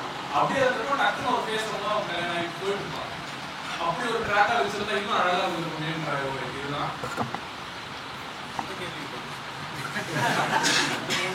எந்த கேள்விக்கு வந்து சொல்லணும்? இது கடைசியில் அடிபட்டு போறதா? அந்த நடுவில் ஒரு சீன் வச்சுல போசுதான் பட்டு பவுண்டரி போற மாதிரி ஜெயிச்சாங்க. அது யார் ஜெயிச்சாங்கன்னு காட்டுறது விஷயம். அதே மாதிரி அடிபடுன்னு சொன்னீங்கல்ல, அவன் கை மேலே அடிபட்டுட்டே இருக்கும் தொடர்ந்து. அது வந்து யூஸ்வலாக எல்லா படத்துலையும் இருக்குதான். நீங்கள் எம்ஜிஆர் படத்தில் பார்த்தீங்கன்னா ஒரு 3 அடி வாங்கி ரத்தம்லாம் வச்சு அடிபடல. அதே பார்க்க மாட்டாங்க. எதுவும் ஃபார்முலாவெல்லாம் எதுவுமே சேஞ்ச் பண்ணல. ஆனால் அது இந்த கதைக்கு எப்படி தேவைப்படுது அதெல்லாமே வந்து யூஸ்வலான நம்ம காலகாலமாக ஒன்று பழக்கப்பட்டிருக்கல. ஒரு படங்கள் பார்த்து நம்ம தமிழ் சூழலில் ஒரு படம் பார்த்து நம்ம ரெடியாகிருக்கல. அதே தான் எழுதுறப்பவுமே நாங்கள் எது பிடிக்கும். நாங்கள் வந்து ரெண்டு விதமான படங்கள் பார்த்தேன். ஒன்று வந்து ஜெயிச்சு படங்க, இன்னொன்று வந்து நல்ல சூப்பரான படம் வந்து போயிருக்காரு, சரியாகவே போயிருக்காரு. இந்த 2 படத்தையும் வந்து நான் தொடர்ந்து பார்த்தேன். இந்த படம் பண்ணுறதுக்கு முன்னாடி அதில் வந்து ஏன் இந்த படம் ஜெயிக்குது, ஏன் இந்த படம் தோக்குதுன்றத கொஞ்சம் அப்படியே அனலைஸ் பண்ணுறது. அதுக்கப்புறம் முழுக்க அது கற்பனை தான். ஓகேங்களா, எனக்கு இப்படி ஒரு வேர்ல்டு இருந்தால் நல்லா இருக்குமே அப்படின்றாங்க. ஏன்னா இப்போ நம்ம இவ்வளோ பேர் உட்காந்து யாருமே எதுலையும் கண்டுபிடிக்கவே முடியாது. நம்ம எப்படி இவங்களுடைய ஒரு ஐடென்டிட்டி. ஆனால் நம்ம எல்லாருக்குள்ளேயும் வந்து ஒரு ஏதாவது ஒன்று பண்ணணும் அப்படின்னு ஒரு ஐடியா இருக்கும்ல, தெரியல எனக்கு. ஆனால் அது எனக்கு அந்த மாதிரி ஒரு பாசிட்டிவான ஒரு அந்த கதைக்குள்ளே இருந்துச்சு. அது வந்து புத்தகஸ்தமா படிக்கிறேன்னு நினைக்கிறேன் நான். இப்போ பெரியார் ஆகட்டும், மார்க்ஸ் ஆகட்டும், அம்பேத்கர், இவங்கெல்லாம் வந்து இவங்களோட வேர் வந்து வேற ஃபார்மேட் தான். எனக்கு தெரிஞ்சு நான் அப்படி தான் புரிஞ்சுக்கிறேன். கொஞ்சம் தான் படிக்கணும்னு வச்சுக்கோங்களேன். ஆனால் அதோட போகிற நோக்கம் இருக்குல்ல, அதோட எண்டு, இந்த மதங்கள் ஆகட்டும் எதுனா இருந்தாலும் அதோட நோக்கம் வந்து ஒன்றா தான் இருக்குது. அது ஒரு அன்பு நோக்கி தான் போகுது. அதோட எண்டு அங்கே தான் இருக்குது. நான் அதுதான் அந்த இடத்துக்கு போகணும் அப்படின்னு ஆசைப்பட்டேன் நான். அதனால தான் நெகட்டிவ் ஷேட்ஸ் எல்லாத்தையும் எடுத்துனாங்க. ஏற்கனவே சொன்ன மாதிரி தான் எல்லா கேரக்டர்லையும் நெகட்டிவ். அது மாதிரி ஒரு பொண்ணு இல்லவே இல்லை. ரஞ்சித் எங்க அண்ணன் தான் ஆடுவான், ஆனால் அப்படியெல்லாம் பேசவே மாட்டான். ஓகே, இமானுவேல் அண்ணன் ஒருத்தர் இருந்தார், ஆனால் இமானுவேல் அண்ணன் இது மாதிரி ஒருத்தர் கிடையாது. ராஜேஷ் வந்து அவங்க பார்த்த அண்ணன் தான். ஆனால் அவர் இந்த மாதிரிலாம் யாருமே இது மாதிரி பண்ணதே இல்லை. சாம் இருக்காரு சார், லெட்டர் கொடுத்தீங்களே, அதெல்லாம் கொடுத்துருந்தான். அந்த நேரத்தில் நம்ம ஃபர்ஸ்ட் காதல் வந்து பயங்கர பெயினாக இருக்கும் எல்லாருக்குமே. சிறுவராஜ் சரித்திரம் படிக்கிறப்ப தான் நினைக்கிறேன். எனக்கு ரொம்ப பிடிச்ச புக்கு அது. அது படிக்கிறப்போ நான் அவர் கூட பேசினேன். டாக்குமெண்ட்ரி பண்ணுறப்போ நான் அவரை போய் பேசுகிறப்போ அவர் சொன்னார், நம்ம முதல்ல ஒரு பொண்ணை லவ் பண்ணியிருப்போம். அந்த பொண்ணு அதோட செத்துலான்னு கூட யோசிச்சிருப்போம். ஆனால் அதே ஒரு 20-30 வருஷம் கழிச்சு திரும்பி பார்த்தா அதோட ஒரு பெரிய காமெடி எதுவுமே இல்லை அப்படின்றாரு. அதுதான் அவர் எழுதியிருப்பாரு. ஆக்சுவலாக நான் திரும்ப படிக்கிற ஒரு புக்கு அது. அந்த புக்கில் அவ்வளோ பெரிய அரசியல் இருக்கும். மிக முக்கியமான அரசியல் வந்து பயங்கர புறப்போக்கில் வந்து ரொம்ப சாதாரணமாக சொல்லி அதுவும் ஜாலியாக புரியுற மாதிரி இருக்கும். அது நம்ம படிச்சு முடிச்சதுக்கு அப்புறம் தான் எவ்வளோ ஒரு விஷயத்த வந்து நம்ம அவர் சொல்லிட்டு இருப்பாரு. அதான் சாக்லேட் படங்கள் இருக்கும், இந்த மாதிரியான விஷயங்கள்லாம் இருக்கு. அப்புறம் அந்த போஸ்ட் அடிக்கிறது தான் ஏன் அடிச்சு போகிறத பற்றி கேட்டீங்களா? ஏன்னா அந்த அடிச்சு போட்டதுக்கு அப்புறமா அவங்க ஜெயிச்சிட்டாங்கன்றத காட்டுறீங்கல்ல. ஏன்னா அதுக்கு முன்னாடி ஒரு கேள்வி வரும், இவங்கள யார் ஜெயிச்சா, இவங்களா அவங்க, எனக்கு திருப்தி ஆயிடுச்சு. அந்த கேள்வியே வந்து நம்ம உள்ள அந்த வயலன்ஸ் தப்பு, இந்த கேள்வியே அந்த படம் சொல்லுவாங்க தவிர்த்து எனக்கு அங்கேயே கண்டென்ட் ஆயிடுச்சு. அது ரொம்ப போஸ்டாக வச்ச மாதிரி ஃபீல் பண்ணேன். ஏன்னா அதுக்கு அடுத்த சீன் ஊர் ஒன்றா நிற்கும் அந்த கிரவுண்டுக்காக. ஆமாம், அதை திரும்ப அது வேணாம்னு நினச்சி இறந்தாங்க. ஆனால் அது அடித்தோடனே நம்ம எல்லாத்துலேயும் இருக்குங்க. அது அவன் போய் தூக்கணுன்றது, அடித்தோடனே அவன் ஜெயிக்கணுமா தூக்கணுமா அப்படின்னா அவன் போய் தூக்கணும்னு தான் ஆசைப்பட்டேன். எனக்கு பயங்கரமாக அதான் பிடிச்சிச்சு. அவன் போய் ஃபஸ்ட்டு தூக்கிடலாம், அதுக்கப்புறம் ஜெயிச்சுமா இல்லையா 2 பேரும் சேர்ந்து, அதுதான் ரொம்ப முக்கியம். அவன் 2 பேரும் நின்று ஜெயிச்சானுங்கன்னா தான் மொத்தமாக சேரத்துக்கு ரெடி ஆவான். அதனாலுமே அப்படின்னு நினைக்கிறேன் நான். அதனால தான் அவனை அடிச்சு போகிற மாதிரி இருக்கும். அது மாதிரி பெரிய வன்முறையெல்லாம் இல்லை அதுக்குள்ள. ஆனால் ஜெயிக்கணும்னு ஆசைப்பட்டேன். இந்த பசங்க சேரத்தின் மூலமா ஒரு நடக்குது இல்லை, இப்படி ஒன்று உருவாகுமே, அவங்க ஜெயிச்சா தான் அது இதுவாக இருக்கும் அப்படின்னு நினச்சி. அதுக்கப்புறம் அந்த ராஜேஷ் கேரக்டர் அது வந்து உண்மையாகவே எனக்கு நடந்த சம்பவம் தான். அது எங்கள் வீட்லேயே நடந்தது தான் அது. ஆனால் அந்த ராஜேஷை திரும்பவே நான் அந்த அவங்க எங்கள் வீட்டுக்கு வந்து அம்மாலாம் கூப்பிட்டாரெல்லாம் கிடையாது. ஆனால் நான் கூப்பிடணும் அப்படின்னு ஆசைப்பட்டேன். அவங்க இருந்தால் நல்லா இருக்கும். எல்லாமே ட்ரை பண்ணது தான் பெருசாக வந்து. வணக்கம், என்னோட பேர் வேணு. முதல்ல இந்த படத்தை கொடுத்ததுக்காக வணக்கம், எனக்கு ரொம்ப நன்றி சொல்லிட்டு ஆசைப்படுறேன். எனக்கு ரொம்ப பிடிச்ச விஷயங்கள் இந்த படத்தில் 3 விஷயங்கள் இருக்குது. கேள்வி 1 இருக்குது. முதல்ல பிடிச்ச விஷயங்களை சொல்லிடுறேன். எனக்கு வந்து சின்ன வயசுலேருந்து எங்கள் ஃபேமிலியாக வந்து கிரிக்கெட் பார்ப்போம். அப்பா, அம்மா, பாப்பா, அப்பா எல்லாரும், அம்மா எல்லாருமே சேர்ந்து கிரிக்கெட் பார்ப்போம். அப்போ வந்து அவங்களுக்கு விளையாட பிடிக்கும் அப்படின்றதே எனக்கு ரொம்ப நாளாக தெரியாது. ஆசைப்படுறாங்கன்றதே தெரியாது. எப்போ தெரிஞ்சுது அப்படின்னா கொரோனா காலகட்டத்தில் வெளியே எங்கேயும் போக முடியாது. வீட்டில் அந்த சின்ன இடத்துல வந்து நானே எங்கள் அப்பா, பாப்பா, அம்மா வந்து அம்பையார் விளாண்டுக்கிறோம். அது மாதிரி எனக்கு தெரியாது. அது ரொம்ப கனெக்ட் ஆச்சு. எப்போ அப்படின்னா கிட்டி பாண்டி அவங்க வந்து சின்னதாக கேட்பாங்க. எனக்கு ரொம்ப பெரிய ஆசை கிடையாது, ஒரு தடவை அந்த கிரவுண்டில் ஒரு நாள் விளையாடணும் அப்படின்றதான் ஆசை அப்படின்னு. அதை பார்க்கும்போது ரொம்ப கனெக்டாக இருந்தது. சொன்ன மாதிரி அது வந்து ரொம்ப உண்மைக்கு நெருக்கமாக இருந்ததுனால எனக்கு ரொம்ப அந்த சீன் ரொம்ப பிடிச்சிருந்தது. ஆக்சுவலி நிறைய பேருக்கு பிடிச்சிருக்குன்னு நினைக்கிறாங்க. 2வது விஷயம் வந்து பார்த்தீங்கன்னா, சாந்தனுன்றது வந்து அவங்க சுற்றி இருக்க மக்கள் வந்து எப்படி இருக்காங்களோ அது வெளிப்பாடாக தான் இருக்காரு. அவருக்கு அது தெரியல தப்புன்றது. அது எப்போ தப்புன்னு உணர்றாரோ, எப்போ உணர்றாருன்னா இன்டர்வலுக்கு முன்னாடி அவருக்கு அது நடக்கும்போது தான் அவருக்கு புரியுது நம்ம இவ்வளோ தப்பாக இருந்திருக்கோம் அப்படின்னு. அதுக்கப்புறம் அவரோட அந்த ஆக்ஷன்ஸ் எல்லாமே வந்து ரொம்ப நல்லா இருக்குது, ரொம்ப பிடிச்சிருக்கு. 3வது வந்து பஸ்ஸில் வந்துட்டு சொல்லுவார், போனால் நீங்களா அடிச்சுட்டே சாவதான் லைக் அப்படின்னு சொல்லுவார். அது காமிக்கலாக இருந்தாலும் அது ரொம்ப எமோஷனாக இருந்தது. அந்த டைலாக் வந்து ரொம்ப கனெக்ட் ஆகிருக்கு. ஒருத்தர் ரொம்ப ட்ரை பண்ணுறாரு, இவனுக்கு சேரவே மாட்டுறானுங்க அப்படின்ற இடத்துல வந்து அதை தவிர்த்து எந்த டைலாகும் வர முடியாது அந்த இடத்துல. அது ரொம்ப நல்லா இருந்தது. ஆக்சுவலி ஒரு கேள்வி என்னன்னா, அந்த கீர்த்தி பாண்டியன் நம்மளோட கேரக்டர் வந்து ரொம்ப நல்லா இருந்தது, ரொம்ப கரெக்டாக இருந்தது, எல்லாமே கரெக்டாக இருந்தது. பட் ஆனால் அதுக்கு எண்டிங் கொடுக்காம விட்டுட்டீங்களோ அப்படின்னு ரொம்ப வருத்தமாக இருந்தது. ஆக்சுவலி அதுக்கு மட்டும் பதில் சொன்னீங்கன்னா ரொம்ப நல்லா இருந்தது. அது ஒன்றுக்கு மட்டும் 4 பேர் சொன்னீங்கன்னா சந்தோஷம் தான். பட் நிறைய பேர் இருக்கிறதுனால கீர்த்தி பாண்டியன் ஏன் சேரல அப்படின்னா, நம்ம எல்லாருமே நடந்திருப்போம் மேபி அப்படிதான் நினைக்கிறேன் நான். அந்த முதல் நம்ம பார்த்து பிடிச்ச ஒரு பொண்ணு இருக்குது, அது லவ் அப்படின்னா இப்போ வந்து அது வேற ஒன்றா இருக்குது. அப்பவுமே அது அப்படின்னு சொல்றது நான் தப்பாக சொல்கிறேன், சாரி. முதல்ல ஒரு பொண்ணு பார்த்துருக்கோம்ல ஸ்கூலில், அந்த பொண்ணு வந்து நம்ம இப்போ 10வது 12வது தான் படிச்சிருக்கோம். டக்குனு கல்யாணம் பண்ணிருப்பாங்க. அது என்ன பண்ண முடியும்? நம்ம போயிட்டு அது வந்து 1000ல் ஒருத்தர் தான் அதை கூப்பிட்டு போய் அவங்கள கூப்பிட்டு வந்து கல்யாணம் பண்ணிட்டு அவங்க கூட இருப்பாங்க. மற்றவங்க வந்து அவங்க எங்களும் சரி அவங்களாலையும் வர முடியாது அவ்வளோ போஸ்டாக, நம்மளாலுமே அவ்வளோ போஸ்டாக கூப்பிட்டு வந்து எங்கள் வீட்டிலலாம் ஒரு 5 பேர் நாங்களாம் கூப்பிட்டு வந்தீங்கன்னா என்ன ஆகும்? அதுக்கப்புறம் இன்னொரு முக்கியமான விஷயம் என்னன்னா, அந்த அது கதை கிடையாது. என் கதை வந்து அந்த லவ் கதை கிடையாது. செல்வா தான் என்னால் வந்து அது கண்டிப்பாக சண்டெல்லாம் போட்டுக்கிறார். செல்வா வந்து அது நம்ம எடுத்துடலாம் அப்படின்னு கூட முடிவு போனோம் நாங்கள். ஆனால் நான் என்ன யோசிச்சேன்னா, அது ஆனந்தியும் ரஞ்சித்துக்குமான காதல் கதை கிடையாது, ரஞ்சித்துக்கும் ராஜேஷுக்குமான ஒரு கதை தான். அங்கேயுமே டைவர்ட் ஆகுறதுனால நான் அந்த ஏரியா திரும்பி எடுத்துட்டு போனேன். அதே மாதிரி இவங்க 2 பேரும் சேர்ந்த மறுபடியும் அந்த ஊருக்குள்ளே வந்தேன் அப்படின்னா அந்த நிலத்தை பாதுகாக்கிறதுக்கு இவங்க 2 பேர் நிற்கிறானுங்க. அதோட எண்டு என்ன இருக்கு, இப்போ இவங்க 2 பேர் நின்று அதை காப்பாற்றிடுவானுங்க அப்படின்னு ஒரு நம்பிக்கைக்கு தான். அதுவுமே தேவையில்லை. அவங்க 2 பேர் தூக்கி விடுறதுல முடிச்சிருக்கலாம் படத்தை. நான் அங்கேயே வந்து முடிச்சிருக்கலாம். ரஜித் ராஜேஷ் திரும்பி பார்த்த உடனே நான் முடிச்சுட்டு இருக்கலாம். டைம் டியூரேஷன் கூட எனக்கு சொல்லிட்டே இருந்தாங்க, அங்கே எடுத்துட்டு அங்கே பயங்கரமாக இருக்கும் அப்படின்னு சொன்னாங்க. ஆனால் நான் அந்த இடத்துல முடிக்கவே இல்லை.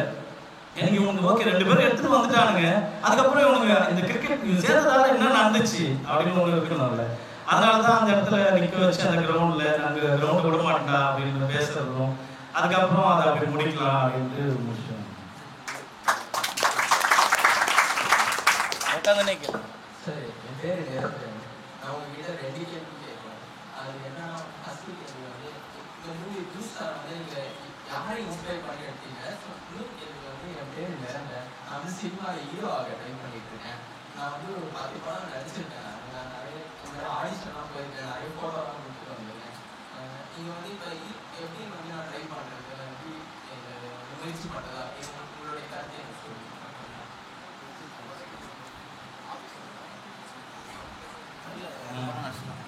படத்தோட இன்ஸ்பிரேஷன் எது இன்ஸ்பயர் பண்ணி ஸ்டார் இன்ஸ்பிரேஷன் அது ஃபர்ஸ்ட் ஸ்டார் இன்ஸ்பிரேஷன் நான் விளையாடுறது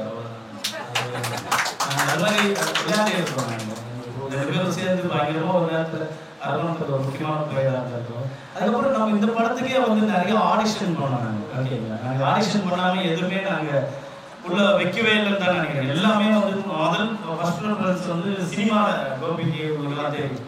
ஃபஸ்ட்டு வந்து இங்கே நம்ம இருக்கிற எல்லாரையும் தான் கூப்பிட்டு நம்ம ஆர்டிஸ்ட் தான் முதல்ல வந்து நடிகர்கள் தான் வந்து உள்ள கூப்பிட்டேன். ஆனால் நான் இதுக்கு வச்சதுனால எல்லாருக்கும் இது கிரிக்கெட் படம் தான், கிரிக்கெட் ஆட தெரியணும் பேசிக்காக அந்த அந்த ஒரு இதுக்கு வச்சுருந்தாங்க. அதனால கிரிக்கெட் ஆட தெரிஞ்சவங்க உள்ள இருக்கணும் அப்படின்றது.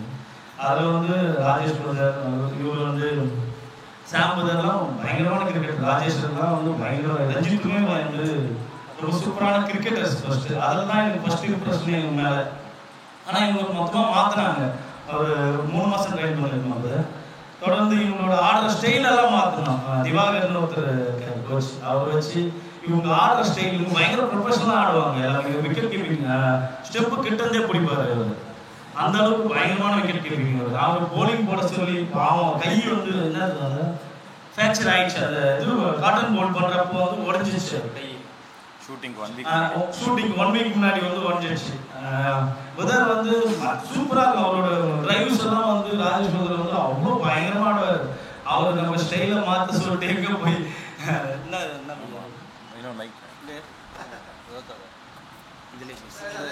இல்லை அதாவது ஃபர்ஸ்ட் என்கிட்ட வந்து எல்லார்கிட்டையுமே வந்து ஃபர்ஸ்ட் நடிக்க வாங்க ஆடிஷன் பார்க்கணும் அப்படின்லாம் கூப்பிடல. ஃபர்ஸ்ட் கிரிக்கெட் ஆட தெரியுமாங்கிறது தான் ஃபர்ஸ்ட் ஆடிஷன். கிரிக்கெட் ஆட தெரியும் பிரதர் அப்படிங்க.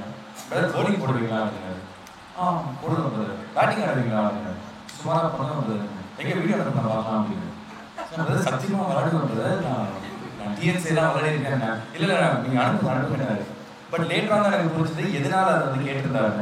ஏன்னா நம்ம எப்படி விளையாடுறோம் அதை வந்து 1998 ஒரு அரக்கோணத்தில் இருக்கிற ஒரு பையன் எப்படி விளையாடுவோம் அந்த ஸ்டைலுக்கு எப்படி மாற்றலாம் அப்படிங்கிறதான் வந்து இவரோட மெயின் நோக்கம்.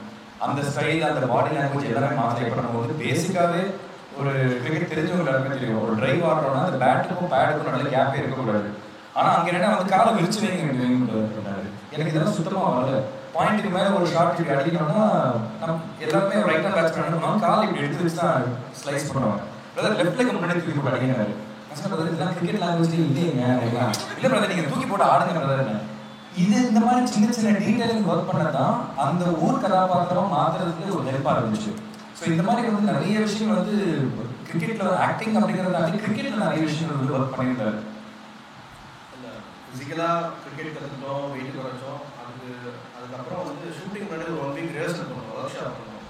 தாமு அப்புறம் ஜானகி அவங்களாம் எனக்கு ட்ரெயின் பண்ணாங்க. ஸோ அது பயங்கர யூஸ்ஃபுல்லாக இருந்துச்சு.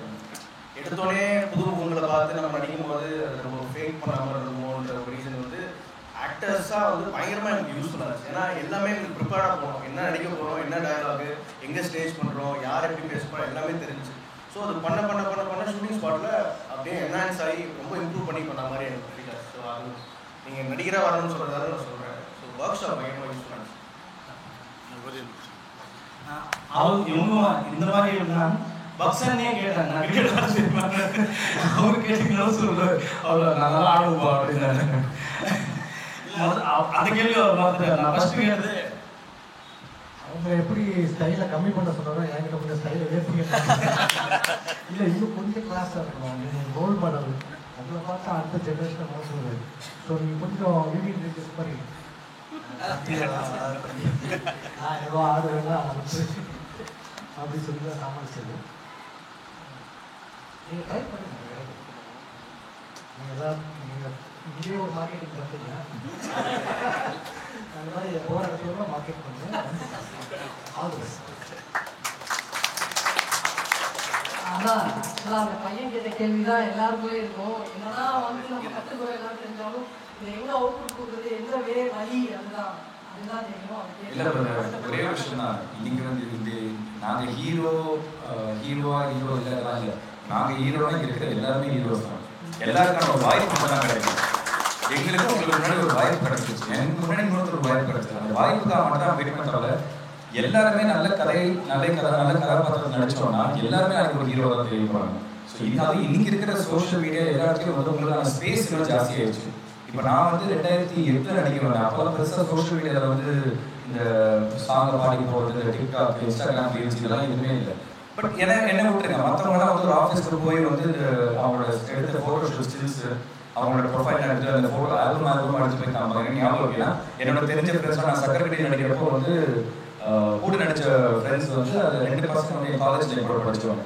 நான் அவங்ககிட்ட சொன்னேன், இந்த மாதிரி நான் படம் நடிக்கிறேன், முதல் படம் நடிக்கிறேன், தானேஸ்வர ஆஃபீஸில் வந்து நீங்கள் வந்து ஒரு சில்ஸ் போடுங்க அப்படின்னு. ஸோ அன்றைக்கி அந்த மாதிரி இருந்துச்சு. இன்னைக்கு வந்து உங்களுக்கான என்ன சொல்கிறது எக்ஸ்போஷர் ஜாஸ்தி ஆயிடுச்சு. உங்களோட டேலண்ட்ஸ் வந்து சின்னதாக வந்து அது வந்து ஒரு 10 வியூ வருதோ, 20 வியூ வருதோ, இல்லை 1 வியூ வருதோ, அதை நீங்கள் சோஷியல் மீடியாவில் எங்கெல்லாம் உங்களால் ஷேர் பண்ண முடியுமோ ஷேர் பண்ணிடுங்க. அவரை மாதிரி யாராவது ஒரு கிரியேட்டர் கண்ணில் திடீர்னு ஒன்றா மாட்டுவீங்க. அந்த ஆப்பர்ச்சுனிட்டி மட்டும் நம்ம அந்த சினிமா சொல்லவே முடியாது. ஒரு நாள் கரெக்டான ஒரு கிரியேட்டர் கண்ணில் நம்ம மாட்டணும். அது வரைக்கும் முயற்சிங்கிறத மட்டும் நம்ம விட்டுவே கூடாது. அந்த முயற்சி நம்ம செஞ்சுக்கிட்டே இருக்கோம். என்னைக்காச்சும் சொல்லலாம், நீங்கள் ஆனஸ்டாக இருக்கீங்களா கலைத்தாயை பொறுத்தவரைக்கும் அது தான் நான் நம்புறேன். நம்ம எவ்வளோ நம்ம சினிமாவுக்கு ஆனஸ்டாக இருக்கோமோ அந்த சினிமா வந்து ஒரு நாள் நமக்கு கண்டிப்பாக திருப்பி கொடுக்குறோம். ஸோ அதனால அந்த முயற்சிங்கிறது மட்டும் விடவே விடாது.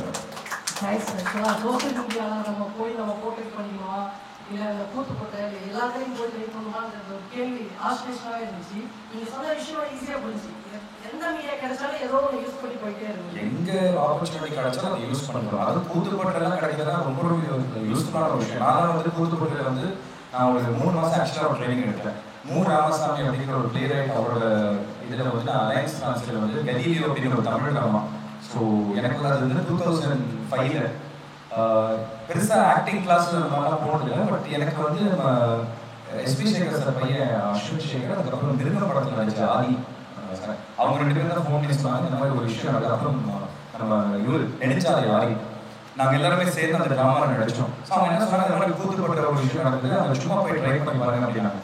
அங்கே போய் எனக்கு வந்து பயங்கர யூஸ்ஃபுல்லாக இருந்துச்சு. என்னன்னா அது வந்து ஆக்டிங் அப்படிங்கிற ஒரு விஷயம் கற்றுக் கொடுக்க மாட்டாங்க. உங்களை வந்து உங்களுக்குள்ள இருக்கிற ஒரு விஷயத்தை பிரேக் அவுட் பண்ணுறாங்க. ஃபஸ்ட்டு உங்களுக்குள்ள இருக்கிற கான்ஷியஸ் எல்லாத்தையும் பிரேக் அவுட் பண்ணுவாங்க. ஸோ அந்த கூத்துப்பட்டுங்கிறது ரொம்ப ரொம்ப நல்ல ஒரு விஷயம்.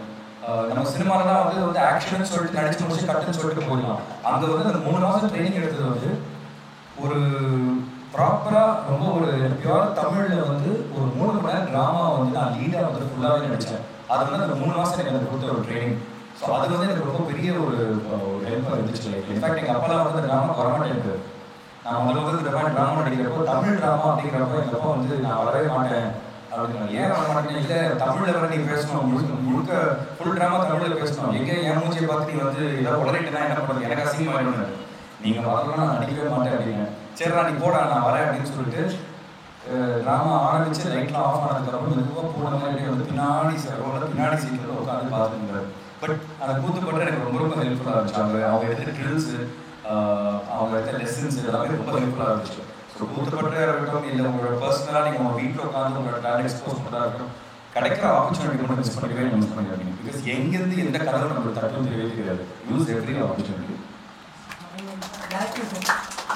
படம் ரொம்ப பிடிச்சிருந்துச்சு. இது பர்சனலாக எனக்குள்ள நிறைய நேரத்தில் கேள்விப்பட்டேன். வயசு வர நம்ம சில விஷயங்கள் பார்க்க உணர்வோம்ல. ஃபஸ்ட்டு என்ன தோணுச்சுன்னா பொதுவாக காமிக்கிற விஷயம் 2 சமூகத்துக்கான பிரச்சனைகள் பேசுகிறோம். 2 சமூகத்துக்கான பிரச்சனையை பேசுகிறோம் அப்படின்னு நினைக்கிறப்போ ஏதோ ஒரு இடத்துல ஜஸ்டிஸ் கிடைக்கிறப்போ ஜஸ்டிஸ் கிடைச்சாலும் ஆப்போசிட் சமூகம் வந்து அதை வந்து ஒரு வெறுப்பாவோ எல்லாராலையும் ஏற்றுக்க முடியல. ஒரு ஜஸ்டிஸ் ஒருத்தர் கிடைக்குதுன்னா அது ஆப்போசிட் இருக்கிறவங்க வந்து எல்லாராலையும் ஜஸ்டிஸாக ஏற்றுக்க முடியல. ஸோ ஒரு நீங்கள் சொன்ன விஷயம் வந்து ரொம்ப கிளியராக இருந்துச்சு, அது ரொம்ப பிடிச்சிருந்துச்சு. அதாவது சமூகம் சொல்கிறது 2 சமூகத்தை சேர்ந்த மக்கள் மட்டும் கிடையாது. இது எனக்கு என்ன கனெக்ட் ஆச்சுன்னா தனுஷர் படத்தில் மாமா இங்கே தான் நம்ம அடிச்சுக்கிறோம் மாமா, வெளிநாடு போனால் நம்ம எல்லாரையும் அசிங்கப்படுத்துகிறோம் மாமா அப்படின்வோம். அது மாதிரி அந்த இடத்துல ராஜேஷ்ன்ற கேரக்டர் அங்கே போய் அந்த கிரிக்கெட் கிளப்பில் போய் அசிங்கப்படுறப்ப தெரிஞ்சு நம்ம உள்ளுக்குள்ள இருக்கிறவங்க அப்படி நம்ம அடிச்சுக்கிறோம், அங்கே போனால் நம்ம கிளம்பும் பார்க்கலாம்டா அப்படின்ற மாதிரியான ஒரு தாட். கேவலன்ற சென்ஸ் நம்ம சமமாக பார்க்கலன்றது. ஸோ இந்த தாட் வந்து ரொம்ப ப்ராடாக இருந்துச்சு. இந்த 2 சமூகம் மட்டும் இல்லை, இந்த ராஜேஷ் இந்த கேரக்டர் மட்டும் சேர்ந்தது கிடையாது. அதை தாண்டி அந்த கிளப்பு நம்ம இன்னும் ஃபைட்டாக போயிடுவோம் அப்படின்ற தாட் இருந்துச்சு. கிளப்பில் இருக்காங்கன்னா இன்னும் ஹை கிளாஸில் இருக்காங்க, அவங்களோட சண்டை அதை ஜெயிச்ச மாதிரி ஆகிடக்கூடாது அப்படின்ற மாதிரி ஃபீல் ஆச்சு.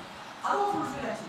அவங்களோடையும் சேருது. அதையும் தாண்டி எனக்குள்ள நிறைய நேரத்தில் யோசிப்பேன், வானத்துக்கு கீழே எல்லா மக்களும் காமன் தான், மக்கள் மட்டும் இல்லை, பூண்டு பறவை எதுவாக இருந்தாலும் கவனமாக பார்க்கணுன்றது அதையுமே நீங்கள் கடைசியாக சொல்லியிருக்கீங்க. ஸோ எனக்குள்ள பல வருஷமா எனக்கு கொஞ்சம் அறிவு லைட்டாக தெரிய ஆரம்பிக்கிறப்போ இந்த ஒரு வேகம் இதை எங்கேயுமே வெளில சொல்ல முடியல. எவ்வளோ போய் பேசினா நார்மலாக ஒரு கஷ்டத்தை பற்றி பேசுனா கூட நீங்கள் கம்யூனிஸ்டா மார்க்சிஸ்டான்னு கேட்கலாம். என் ஃப்ரெண்டு ஒருத்தவங்க சம்பளத்தை பற்றி பேசுகிறவங்க இதை வந்து வெளிப்படையாக பேச முடியல. நீங்கள் கடைசியாக சொன்ன அந்த உலகம்ன்றது வந்து எல்லாத்துக்குமானது. இதில் வந்து அப்போ நம்மளாம் வந்து ஒன்றுமே இல்லை. ஸோ நம்ம எல்லாமே காமனாக இருக்குன்றது ரொம்ப ஸ்ட்ராங்காக இருந்துச்சு. ஃபஸ்ட் ஹாஃபில் மட்டும் கொஞ்சம் ஸ்லோவாக மாதிரி இருந்துச்சு, அந்த மியூசிக் கொஞ்சம் எலிவேட் பண்ணிச்சு. டோட்டலாக கண்டக்டை பார்க்கும்போது இது வந்து உலக சினிமான்ற விஷயத்த நான் ஃபீல் பண்ணேன். ஸோ எல்லோரும் எப்படி எடுத்துக்காங்கன்றது தெரியல. இந்த ராஜேஷ்ன்ற கேரக்டர் சொல்கிறப்ப தான் நிறைய மக்கள் அக்செப்ட் பண்ணிக்கிறாங்க. ஈஸியாக ரஞ்சித்ன்ற கேரக்டர் வெறும் எழுதுறது வந்து நம்ம எல்லாருமே பார்த்துருக்கோம், அவங்களுக்கு நியாயம் கிடைக்காதுன்றது தெரியல. ஆனால் ராஜேஷ்ன்ற கேரக்டர் நான் எப்படி பார்த்தேன்னா ஒரு ஷேவாக பார்த்தேன். பணக்காரனா இருந்து அவரு மக்கள் இன்னொரு நாட்டோட வறுமையை இல்லை கஷ்டத்தை பார்த்து இறங்கி போகும்போது தான் நிறைய பேர் ஏற்றுக்க முடியுது. ஸோ ரொம்ப தேங்க்ஸ் ஃபார் இதோட ஆதாயத்தை தீர்த்து. எல்லாம் கேள்வி மட்டும் கேளுங்க, கேள்வி மட்டும் கேளுங்க. பின்னாடி ஒருத்தர் ப்ளூ ஷர்ட் சார். படம் எனக்கு ரொம்ப பிடிச்சிருந்தது. ஆனால் படத்தில் ஒரு யூனிக்கான மேட்டர்ஸ்லாம் சிலது இருந்தது. இப்போது அசோக் செல்வன் சார் வந்து சேடாக இருக்கும்போதெல்லாம் ட்ரெயின் வந்து லெஃப்டில் அதெல்லாம் வந்து ரைட்டிங் இருந்ததா இல்லை எடிட்டிங் டேபிளில் வந்ததா? அதுக்கப்புறம் வந்து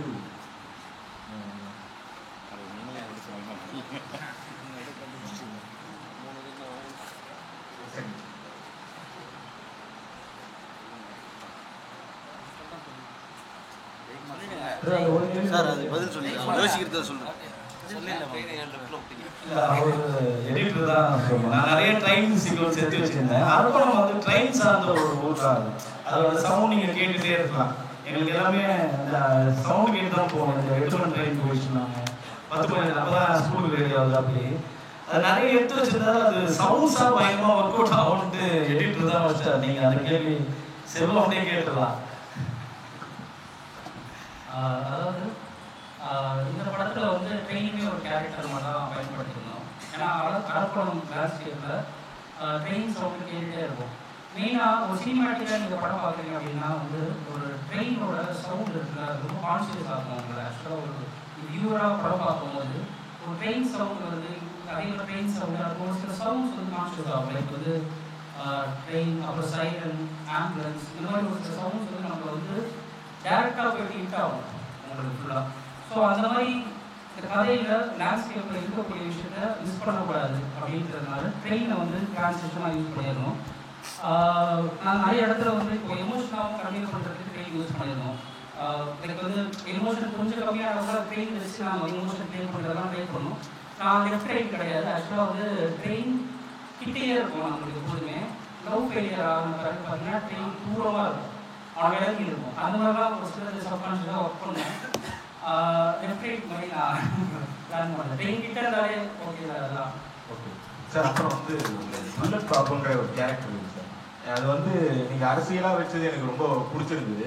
பட் என் பக்கத்தில் இருந்த ஒருத்தர் என்ன சொன்னார்னா, ஆமாண்டா அவர் வெஸ்ட் இண்டீஸ் மாதிரியே இருக்காரு, அதாவது வேற மாதிரி வச்சு அவர் பேசியிருந்தாரு. எனக்கு வந்து அதுக்கப்புறம் தான் தோணுச்சு, சரி ஓகே இவர் ஏன் சார் மாதிரி சாந்தனு சார் மாதிரியாகவும் இல்லை அசோக் செல்வம் சார் மாதிரியாகவும் வச்சிருப்பாங்க அப்படிங்கிறது தோணுச்சு. அதான் உங்ககிட்ட கேட்குறேன். நான் உருவத்தெல்லாம் எதுவுமே பெருசாக மென்ஷன் பண்ணல நான். ஆனால் அந்த கேரக்டர் அப்படி தான் இருக்கணும்னு டிசைன் பண்ணியிருந்தேன். ஒரு ஹைட்டாக நல்லா முடி வச்சுட்டு இருக்கணும் அப்படின்ற போது அது மாதிரி ஊரில் எங்கள் ஊரில் ஒருத்தர் இருந்துருக்காரு, ஒரு அண்ணன் இருக்காங்க. ஒருத்தர் ஒரு 3 நாள் இருக்கு, நல்லா செம்ம பிளேயர். ஆக்சுவலாக இங்கே இருக்காங்க, யார் நம்ம சடகு பொண்ணு இருக்காருல்ல சாரி அந்த பாப்பா, அவருக்கு வந்து ஒரு பயங்கரமான பிளேயர் தான் அவர். ஓகேங்களா, தமிழ்நாட்டில் அவ்வளோ ஆட போய் அது கிடைக்காம அவர் ஸ்பீச் போவாரெல்லாம் தெரியாது. ஆனால் நான் வந்து அது அப்படி, ஏன்னா அது எனக்கு ரொம்ப பிடிக்கும். வெஸ்ட் கிரிக்கெட் ஃபயரின் பாப்புலர்னு ஒரு டாக்குமெண்ட் இருக்குது, எனக்கு ரொம்ப பிடிச்ச டாக்குமெண்ட். அதுவே நான் இங்கே சொல்லணும் அப்படின்னு. அந்த டாக்குமெண்ட் என்னன்னா, ஒரு கிரிக்கெட் விளையாடுற இங்கிலாந்து வந்து ஒயிட் பிளாக்காக இருந்தாங்க. அப்போ வந்து பிளாக்ஸ் கிட்ட கிடைக்குது கிரிக்கெட். அப்போதான் வந்து வெஸ்ட் இண்டீஸ் வந்து ஒரு நாடு கிடையாது, அது குட்டி குட்டியாக இருக்கிற தீவு எல்லாத்தையும் சேர்த்து ஒரு ஒயிட்டுக்கு எதிரான ஒரு வாரா தான் அதை வந்து மாற்றுறாங்க. ரிச்சர்ட் இருக்கார், கிளைவ் லாய்ட் வந்து கேப்டனு, விவியன் ரிச்சர்ட் இருப்பாரு. அந்த மாதிரி அவங்க வந்து எல்லா சின்ன சின்ன ஆட்களையும் கூப்பிட்டு வந்து ஒயிட்டுக்கு எதிராக ஆடுவாங்க. நீங்கள் அந்த டாக்குமெண்ட்ரி பாருங்க, ஒரு கிரிக்கெட்டை எப்படி ஒரு போராட்டக்காலமாக மாற்றணும் அப்படின்னு இருக்குல்ல, அது வந்து வெஸ்ட் இண்டீஸ் கிரிக்கெட் வந்து அந்த 2 வருஷம் வேர்ல்டு கப்பில் வந்து அவங்க அதை பண்ணியிருப்பாங்க. ரிச்சர்ட் வந்து ஏன் அவங்க ஹெல்மெட் போடுவார், கேப் மட்டும் தான் போடுவார். அவர் அவ்வளோ அசிங்கமாக திட்டுவாங்க. ஆப்போசிட்டில் இருக்க ஆஸ்திரேலியன் பிளேயர், இங்கிலாந்து பிளேயர், அது வந்து அதுக்குன்னே நீ மறுபடியும் போட்டு நான் ஆடுறேன் அப்படின்னு ஆடுவாராம், ஹெல்மெட் போட மாட்டார். அது மாதிரி குட்டி குட்டியான டீட்டெயில் இருக்கும். அவங்க கிரிக்கெட்டை அவங்களோட அரசியலுக்கு எப்படி பயன்படுத்தினாங்க, அவங்க விடுதலைக்கு எப்படி பயன்படுத்தினாங்கிறது ரொம்ப முக்கியமான விஷயம். நான் அந்த டாக்குமெண்ட்ரி நிறைய பார்த்துருக்கேன் இந்த எழுதுறதுக்கு முன்னாடி. அதுவே எனக்கு அதனால எனக்கு வெஸ்ட் இண்டீஸ் அதே மாதிரி லாரா பயங்கர ஃபேன். நான் எனக்குமே ஒரு சான்ஸ் வச்சு அங்கே போய் விளையாடணும் அப்படின்னு ஆசை தான். அதனால தான் எனக்கு வெஸ்ட் இண்டீஸ் பிடிக்கிறதா தான் அந்த மாதிரி ஒரு கேரக்டர் உள்ள வச்சுட்டேன். எல்லாம் ஒருத்தர் ஒரு கேள்வி மட்டும் கேளுங்க, எல்லாருமே கேட்கணும். அவர் இங்கே ஒருத்தர் மைக் வச்சிருக்காரு. என் பேர் ரூபன் சக்கரவர்த்தி, நான் திருத்தணியிலேருந்து வரேன். நான் வந்து என்ன பண்ணேன், ஸ்ரீபெரும்புத்தூர் போயிட்டு ஒரு ஃப்ரெண்ட்ஸ் சொன்னால் காஞ்சிபுரம் பக்கம் போகலாம். காஞ்சிபுரம் போயிட்டு அரக்கோணம் வந்தேன். அப்போ வந்து அந்த செட்டை பார்த்துட்டு நான் நின்ட்டோம், இந்த ஊர் இங்கே கிடையாது, இங்கே எப்படி இங்கே வந்துச்சு. ஆனால் அம்பேத்கர் சிலை இல்லை, எல்லா வேற சின்னதாக உடஞ்சிருந்தது. எதனா கலவரங்களும் வந்துச்சா, இங்கே இந்த ஊருக்கு கிடையாது, இங்கே இருக்கக்கூடாது இது அப்படின்னு யோசிச்சு ரொம்ப நேரமாக நின்று நாங்கள் யோசிச்சுருந்தோம். அதுக்கப்புறம் பக்கத்தில் ஒரு ஆள் இருந்தார், அவருக்கு இல்லை இங்கே வந்து இவர் பாக்யராஜம் பையன் போகிறேன் இங்கே எடுத்தாங்க அவ்வளோ அது சொன்னாங்க. அந்த அளவுக்கு செட்டு வந்து ரொம்ப சூப்பராக இருந்துச்சு.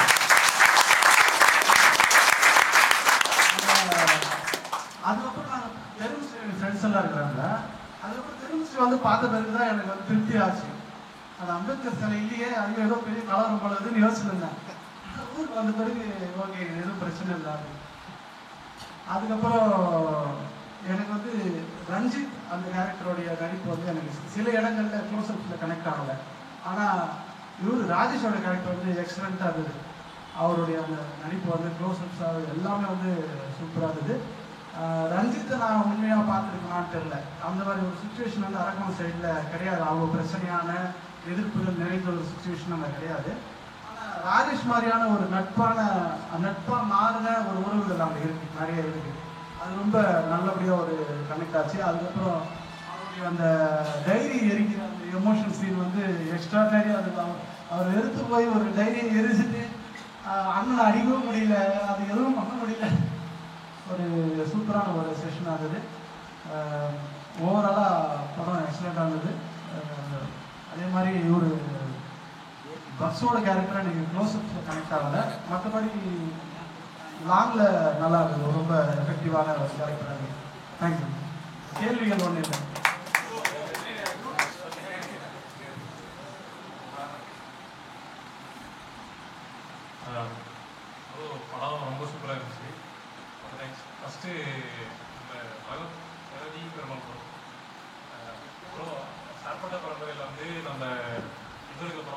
கொஞ்சம் மைக் கிட்ட வச்சு பேசு. வாத்தியாருக்கு அப்புறம் உங்க கேரக்டர் ரொம்ப சூப்பரா இருக்கு.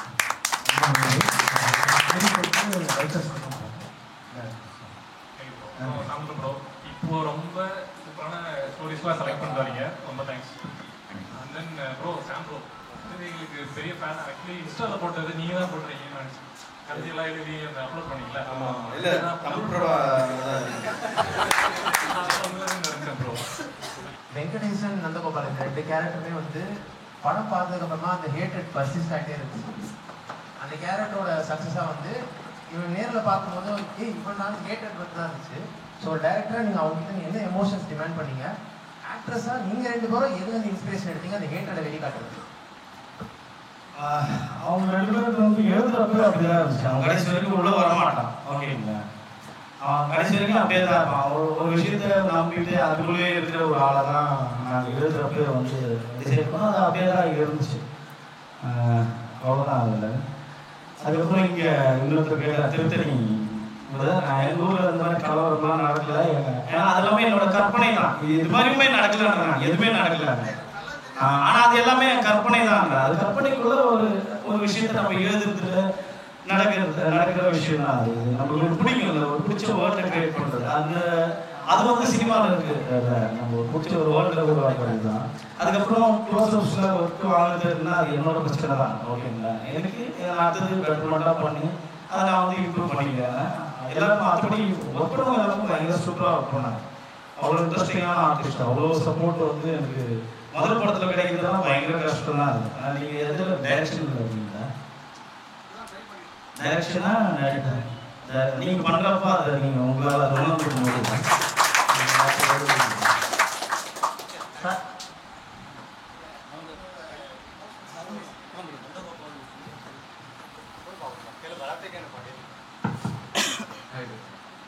எனக்கு எப்படி இந்த கேரக்டர் பார்த்தீங்கன்னா நானும் ஒரு கிரிக்கெட்டர் தான்.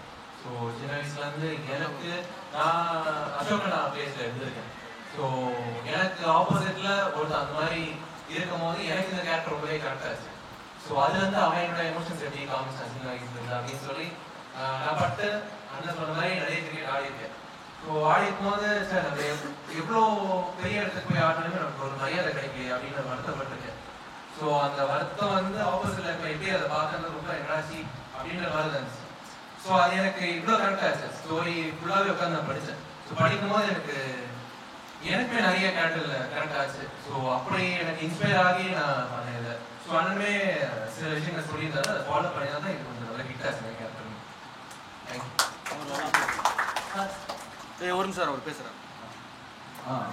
ப்ரோ எனக்கு வந்துட்டு சார் வந்து சொன்னது வந்துட்டு அது முழுக்க அவரோட கேரக்டரைசேஷன் தான் எனக்கு சொன்னார். அவர் பண்ணது மட்டும் தான் நான் பண்ணேன். ஸோ அவர் என்ன சொன்னார்னா இந்த கேரக்டர் இந்த மூடில் தான் இருக்கும் ஃபுல்லாக.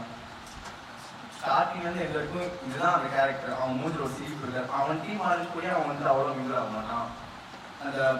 அந்த அசோக் செல்வன் அவங்க டீம் பார்த்து கண்ணை பார்த்தே பேச மாட்டான். திமுறாவே சுற்றுவான். அவன் அப்படிதான் அவன் அந்த கேரக்டரே அப்படிதான். ஸோ முழுக்க அவர் கொடுத்த அந்த ஒரு கான்ஃபிடன்ஸ் எல்லாமே அவர் சொன்னதை மட்டும் தான் நான் பண்ணேன், தவிர மற்றபடி எல்லாமே ப்ராப்பராக அதே மாதிரி தான். அந்த குரூப்ல தம்பி சொன்னதாக சொல்கிறேன். நீளம் ப்ரொடக்ஷன் வந்து இப்போ அதில் குழந்தைங்க இருக்கிறாங்க அப்படின்றதுல இல்லை கேட்ட கேள்வி தான் ப்ளஸ் சொல்கிறேன். இல்லை நான் எதுக்கு சொல்கிறேன்னா அது நீங்கள் மட்டும் இல்லை எல்லாருடைய கேள்வி தான்.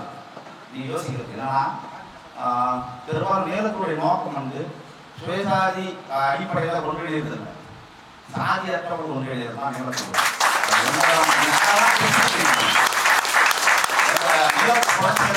யாரும் இப்போ குறுக்கு விவசாயம் கூட பண்ணி சர்டிஃபிகேட் கூட கொடுப்பாங்க. யாருமே சாதி அடிப்படையில் இருக்கவே மாட்டாங்க. ரெண்டாவது ரஞ்சித் தொடர் வந்து முன்னெடுத்துருக்கிறது வந்து சாதாரண விஷயம் கிடையாது. அவர் பேசுகிற அரசியலால் அவர் நண்பர்களே கிடையாது. சினிமாவில் எந்த பெரிய இயக்குநர்களும் அவர்கிட்ட பேச மாட்டாங்க, பெரிய நடிகர்களும் அவர்கிட்ட இது பண்ண மாட்டாங்க. 2 படம் ரஜினி படம் பண்ணி அவருக்கு அடுத்த படம் பண்ணுறதுக்கான சூழல் வந்து அவ்வளோ நெருக்கடி இருக்குது. கூட நாங்கள் சந்திக்கிறோம். எங்களுடைய அரசியல் எடுத்துக்கிட்டு தெருவா எத்தனை ஆஃபீஸில் எங்களை தூக்கி வீசுறாங்கிறது எனக்கு இதுவரைக்கும் நாங்கள் அனுபவிச்சுட்டு இருக்கிறோம். ஆனால் நாங்கள் தொடர்ந்து தத்துவார்த்த புரிதல் அடிப்படையில் இந்த சமூகத்தில் எளிய மனிதர்கள் கேட்பாரற்ற மக்களுடைய அரசியலை தான் நாங்கள் பேசணுன்றதுக்காக நாங்கள் எங்களுக்கு எழுத தெரியாதா இல்லை ஒரு அப்படியே போனால் குதிரை லாரி போகிற தெரியாது சில சர்வே எடுத்து போகிறது பண்ண முடியாதுன்னா தொடர்ந்து கற்பனையோடு கதைகளோடு மனிதர்களோடு இருக்கிற எங்களால் இதை விட பல மடங்கு கற்பனையான கதைகளை எங்களால் எழுத முடியும். ஆனால் எங்களுக்கு ஒரு கற்பனை புரிதல் இருக்கு, எங்களுக்கு ஒரு நோக்கம் இருக்கு. ஓகேவா? அந்த அடிப்படையில் தான் நீளம் செயல்பட்டு இருக்குது. இன்னும் தன்னுடைய பயணத்தில் வந்து சிறப்பான மனிதர்களோடு சூப்பரான ஒரு சமூகத்தை படைக்க நினைக்கிற மனிதர்களோடு கை கோர்த்து பயணிக்கும்.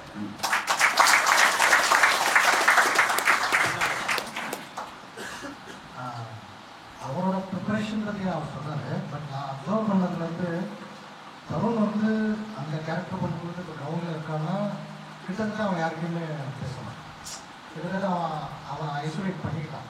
ஸோ அந்த மாதிரி ஒரு டெடிகேஷன், ஒரு அண்டர்ஸ்டாண்டிங் இருக்குது அந்த கேரக்டரை எப்படி பண்ணணும். ஒன்ஸ் பேக்கப் ஆனதுக்கு பார்த்தா அது வேற ஆளாக இருக்கும். ஸோ அது ஸ்க்ரீனில் ரொம்ப நல்லா இருக்கும். இன்னொன்று சொல்லணும்னு நினச்சேன், அந்த 20 பசங்க இருக்காங்கல்ல, 20 பசங்க வேறு கிரிக்கெட் விளையாட தெரிஞ்சவங்க மட்டும் கிடையாது, அவ்வளோ டெடிக்கேட்டடான சின்சியரான பர்ஃபார்மன்ஸ். அவங்கக்கிட்ட எந்த டைலாக்கு எந்த விஷயத்துக்கு கொடுத்தாலும் அதை அண்டர்ஸ்டாண்ட் பண்ணிட்டு அவ்வளோ அழகாக பெர்ஃபார்ம் பண்ணக்கூடியவங்க, பெரிய ஆளுங்க. ஃபியூச்சரில் கண்டிப்பாக அவங்க வருவாங்க. அப்போ நான்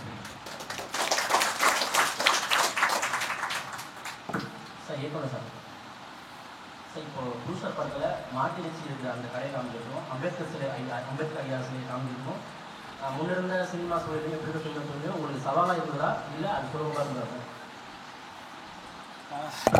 அது சென்சார் போர்ட் சைடு உங்களுக்கு என்ன நெருக்கடி வந்துருங்களா? அந்த எனக்கு அது பெருசாக எனக்கு ஊர் வந்தீங்கன்னா தெரியும். நீங்கள் அரக்கோணம் வந்தீங்கன்னாவே அது நீங்கள் எப்படி சுற்றி பார்த்தாலும் உங்களுக்கு வந்து அம்பேத்கர் சிலைகள் இருக்கும்.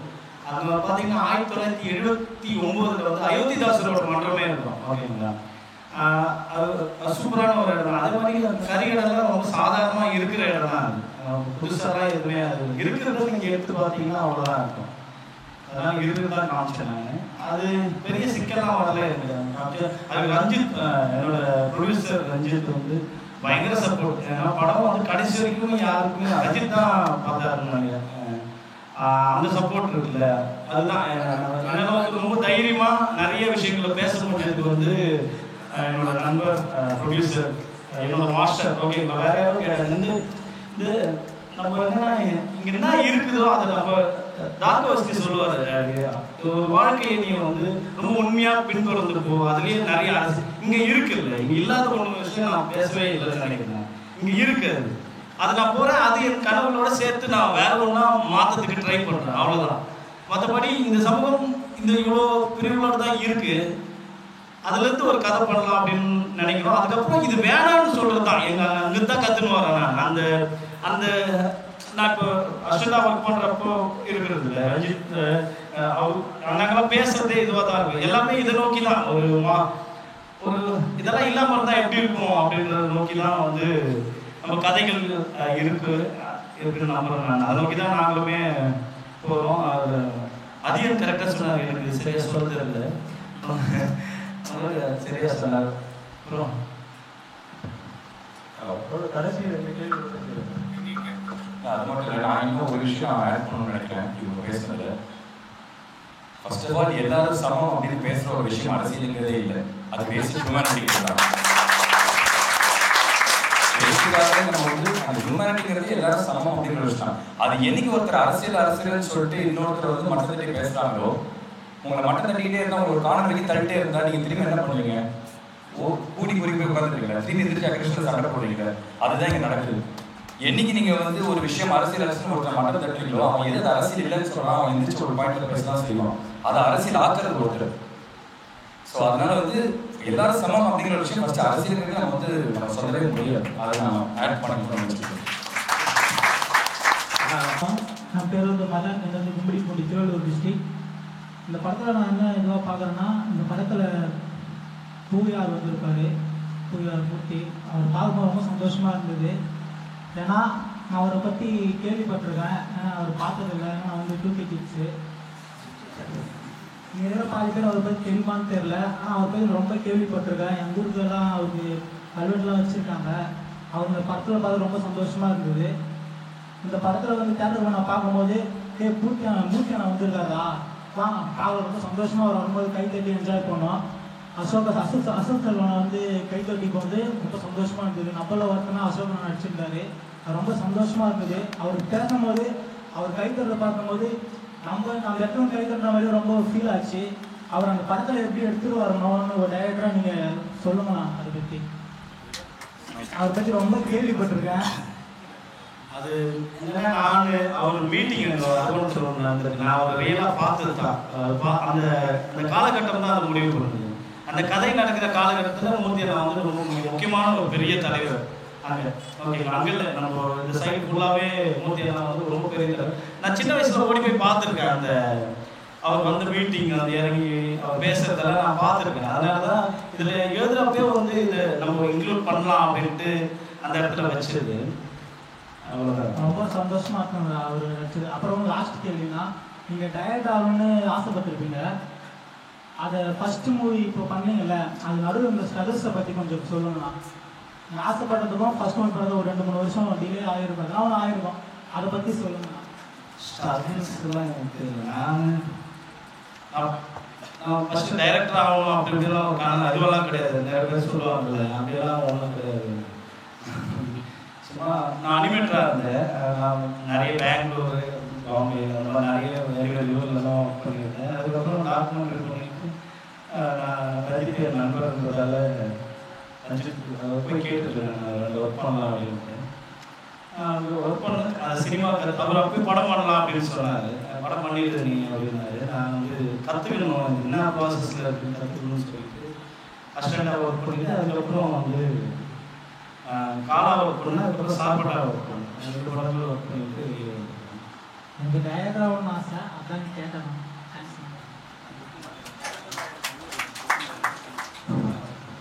அடுத்ததாக இயக்குனர் அண்ணன் ஜெயக்குமார் அவர்கள் படக்குழுவினருக்கு புத்தகம்.